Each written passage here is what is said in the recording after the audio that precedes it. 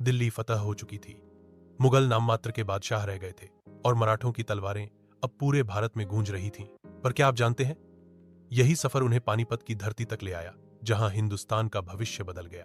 बाजीराव के बाद उनके बेटे नाना साहेब पेशवा और भाई रघुनाथ राव ने मराठा साम्राज्य का विस्तार जारी रखा। मराठों का परचम पंजाब, अटोक, आज का पाकिस्तान, बंगाल, उड़ीसा और कर्नाटक तक लहराने लगा। 1751 तक मुगल बादशाह शाह आलम द्वितीय को दिल्ली की गद्दी पर बैठाने का श्रेय भी मराठों को ही जाता है। असल में दिल्ली की सत्ता अब मुगलों के हाथ में नहीं, बल्कि मराठों की उंगलियों पर नाच रही थी। उस समय लोग कहते थे, हिंदुस्तान में जो दिल्ली को चलाता है वही राजा कहलाता है, और दिल्ली को मराठे चला रहे थे। लेकिन इस ताकत के साथ आई सबसे बड़ी चुनौती, अहमद शाह अब्दाली।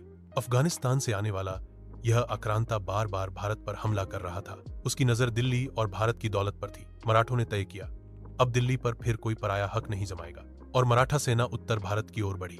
1761 पानीपत की तीसरी लड़ाई, ये भारत के इतिहास की सबसे भीषण लड़ाइयों में से एक थी।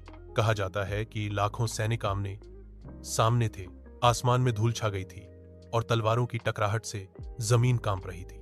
मराठों ने अद्भुत वीरता दिखाई, लेकिन कई कारणों से उन्हें इस युद्ध में भारी क्षति उठानी पड़ी। युद्ध के बाद कहा गया, पानीपत की धरती पर सिर्फ खून और वीरों की लाशें बचीं।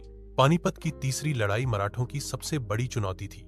वे हारे नहीं, बल्कि इतिहास ने उन्हें एक ठोकर दी, क्योंकि कुछ ही दशकों बाद मराठे फिर से उठ खड़े हुए और अंग्रेजों के खिलाफ सबसे बड़ी शक्ति बनकर सामने आए। अगर यह गाथा आपको दिल तक छू गई तो वीडियो को लाइक कीजिए और चैनल को सब्सक्राइब करना मत भूलिए, क्योंकि अगले एपिसोड में हम जानेंगे पानीपत के बाद मराठों का पुनरुत्थान और अंग्रेजों से उनकी टक्कर।